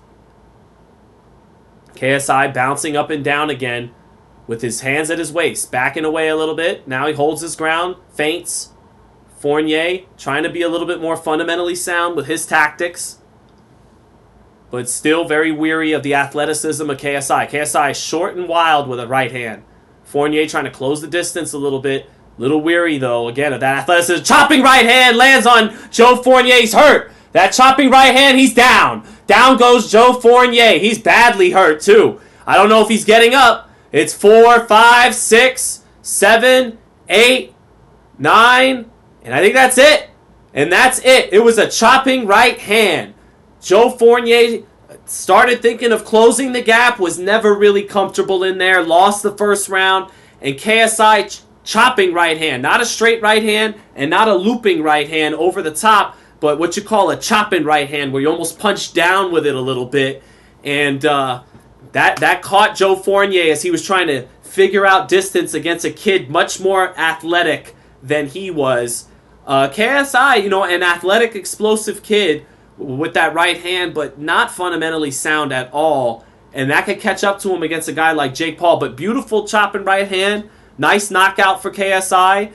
Joe Fournier looked like an older man in there. But Joe Fournier was 9-0.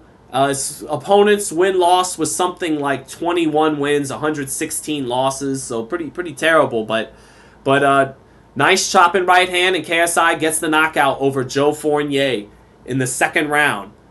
Based on what I saw here, I'd have to fit. Now he's hitting the push-ups. Some nasty push-ups. Doing the clap push-ups where you push up, clap in midair, and then hit your push-up. Good stuff by KSI. And these push-ups are coming plentiful, man. He did about 12 of them.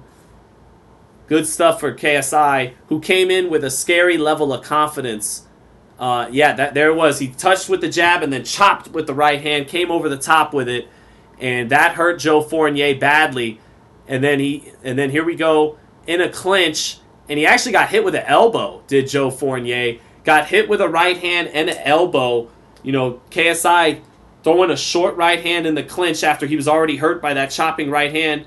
Actually, it was pretty much all elbow. So nice elbow knockout for KSI, but it was really the chopping right hand that started it.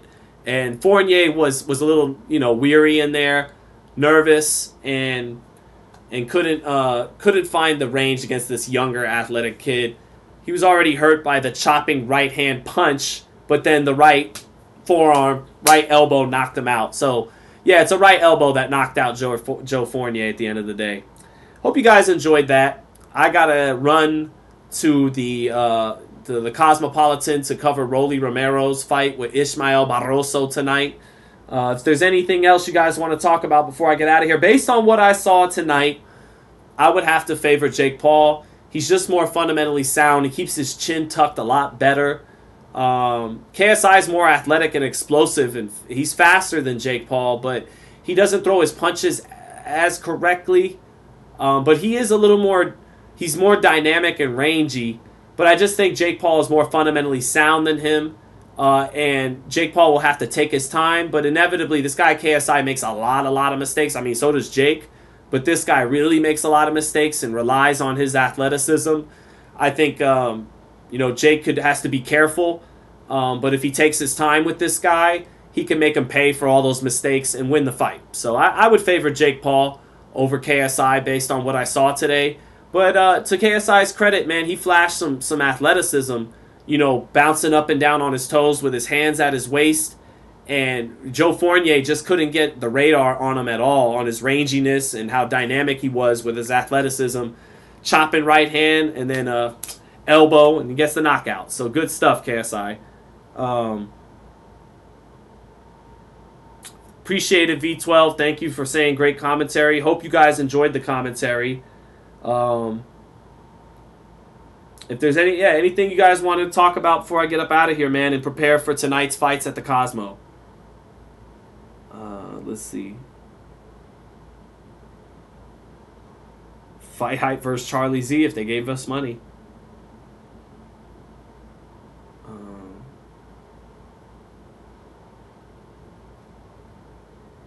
Yeah, hit the like if you enjoyed the commentary, guys. Tall Boy Slim said, I did not care about the fight, but great commentary. Thank you. Mark Lagunas, thank you so much, man, for being in the chat. D1, V12. As always, my people, Dane Sampson, Charles N., the Bronco Kid. So many of you guys are awesome for always joining us. And I think that's about it, man. I guess we'll get out of here. Call it a day. Thank you, everyone who had a little bit of fun with us with these fights. We didn't take them too serious, but once the action starts, we call that action. You guys have a great rest of the weekend, and keep it locked in here on FightHype. The rest of today, we'll be getting lots of Rolly Romero content, covering his fight. Me and my man Ron Goodall here in Las Vegas will be at the Cosmopolitan in just a couple hours. So keep it locked in. Everyone have a great rest of the day, and good seeing everyone in the chat. Peace. They need to give me maybe that one of them KSI Jake Paul checks.